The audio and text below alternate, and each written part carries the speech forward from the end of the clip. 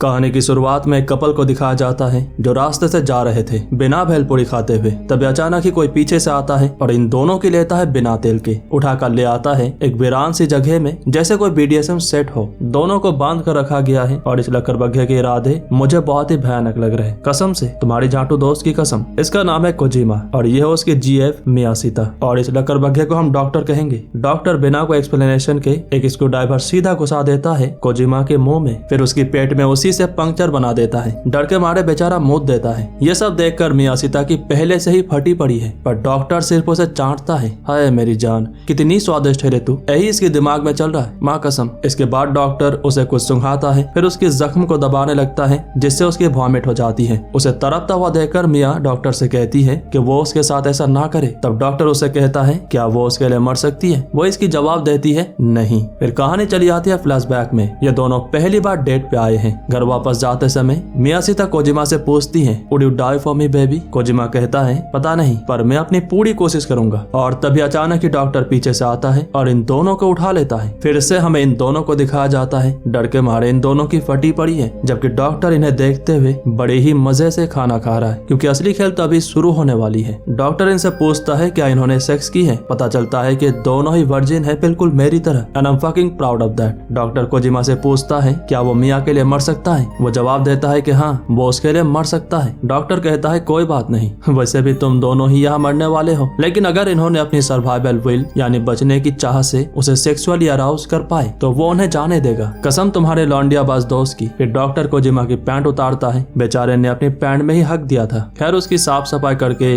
जख्मों का इलाज करता है। इसके बाद बारी आती है मियाशिता की। पहले तो डॉक्टर उसके थोड़े से कपड़े हटाता है, फिर उसके पूरे शरीर को चाटने लगता है, बिल्कुल आइसक्रीम की तरह। ठंड का मौसम है फिर भी। और फिर उसकी प्राइवेट पार्ट पे उंगली करना शुरू करता है तब तक जब तक उसके ऑर्गेज्म नहीं हो जाता। इसके बाद इसे कोजिमा को सुंघाता है। फिर से मियाशिता को कोजिमा के सामने ले आता है और फिर कोजिमा की मुठ मारने लगता है, वो भी अपने ही हाथों से, जिससे इसकी रस सीधा मिया की रसीला बदन पे गिरती है। यही वजह थी मिया को उसके सामने लाने की। कुछ देर बाद डॉक्टर इन्हें कपड़े पहना देता है। फिर मिया से पूछता है क्या वो सह सकती है। वो जवाब देती है हाँ। तो डॉक्टर फिर से उंगली करने लगता है और मिया से कहने के लिए कहता है प्लीज किल मी मदरफकर, लेकिन मिया कहने से मना कर देती है। इसके बाद डॉक्टर कोजिमा के पास आता है, उससे भी पूछता है क्या वो सह सकता है। वो जवाब देता है हाँ। डॉक्टर कहता है अब तेरा क्या होगा कोजिमा, क्योंकि असली खेल आरंभ होने जा रही है, तो अपना पकड़ के बैठिए। शीट। इन दोनों को बेहोश कर दिया जाता है। होश आने पर देखते हैं इन्हें टेबल पर लेटा दिया गया है और इनके पास डॉक्टर चेनसॉ लेके घूम रहा है। सोच रहा है पहले क्या काटूं। वैसे काटने से याद आया, कैसी थी वो, खैर छोड़ो। डॉक्टर पहले कोजिमा की दोनों हाथों की उंगलियां काटता है सिवाय एक के, फिर इनकी हार बनाकर मिया को पहनाता है। कहता है ये कोजिमा की तरफ से उसके लिए तोहफा है। डॉक्टर इसके बाद मिया की बाएं हाथों की उंगलियां काट लेता है सिवाय एक के। फिर जब उसके दाहिने हाथ की तरफ बढ़ने लगता है तो मिया नहीं नहीं करके चिल्लाने लगती है। इससे डॉक्टर की गांड जल जाती है। गुस्से में मिया के निपल्स काट देता है। डर के मारे वो आवाज भी नहीं करती। इसके बाद डॉक्टर उसके दाहिना हाथ पूरा ही काट लेता है। कुछ देर बाद हमें दिखाया जाता है कि डॉक्टर उन दोनों की मरहम पट्टी कर चुका है, ऑब्वियसली ताकि इन्हें ज्यादा निचोड़ सके। डॉक्टर साहब की टच इतना केयरफुल है जैसे फ्री सैंपल देके पूरा कॉम्बो पैक बेचना हो। वैसे कैसी गई आपकी वैलेंटाइन। जो उंगलियां उसने मिया के काटे थे उनकी हार बनाकर कोजिमा को पहना देता है। फिर उसकी एक उंगली सीधा उसकी नाक में। कोजिमा इसे निकाल कर चीखता है तो डॉक्टर उसे गला पकड़ लेता है। यहाँ के इंचार्ज हम है बहनचोद। यही डॉक्टर साहब की मैसेज है। मैसेज से याद आया,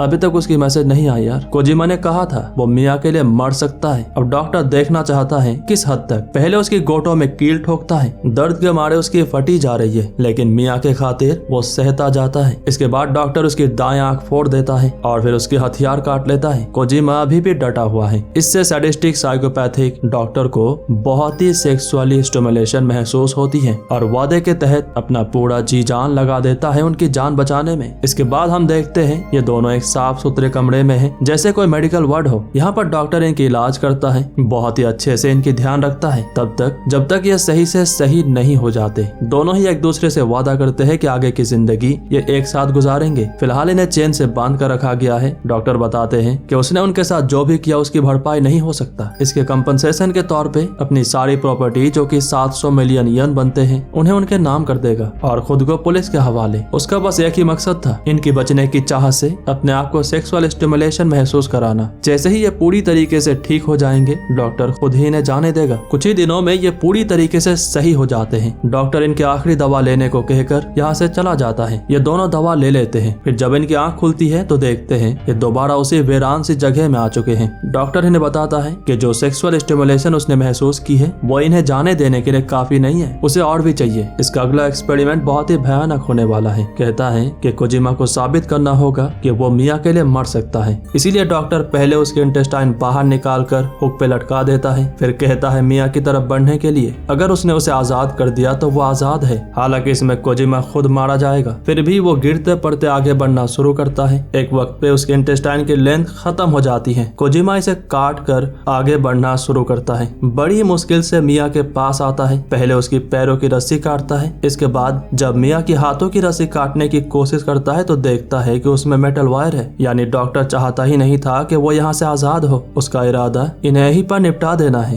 खैर कोजिमा की मौत हो जाता है। इस बार डॉक्टर मिया की बचने की चाह देखना चाहता है, पर वो किसी भी तरह से रिस्पॉन्स नहीं कर रही, बल्कि डॉक्टर के मुंह पे थूकने लगती है और फिर उस पर हंसते हुए कहती है कि उसके शरीर से बहुत ही गंदी बदबू आती है, जैसे कोई मरा हुआ चूहा। उसकी मजाक उड़ाती है। यह भी कहती है कि उसकी माँ बेइज्जत थी। गुस्से में पागल डॉक्टर उसकी शरीर के टुकड़े कर देता है और फिर एक कुल्हाड़ी से उसकी सर ही उड़ा देता है। उसकी सर गिरते हुए डॉक्टर की गर्दन पे काट लेती है। कोजिमा जो अभी भी मरा नहीं था, वो कैंची से उसके पैर को जख्मी करके उसे जमीन पे गिरा देता है। फिर दोनों मरते दम तक एक दूसरे की तरफ देखते रह जाते हैं। कहानी के आखिर में हमें दिखाया जाता है कि डॉक्टर जो अभी भी जिंदा है, बस थोड़ा सा लंगड़ा हो गया है। कोजिमा और मिया को ट्रेडिशनली दफना देता है। इसके बाद रास्ते के किनारे अपने अगले शिकार के इंतजार करने लगता है। पहले अपने शरीर पे अच्छे से परफ्यूम लगाता है और फिर इस सामने जा रही मोहतरमा को उठा लेता है। उम्मीद करते हैं ये कहानी आपको पसंद आई होगी।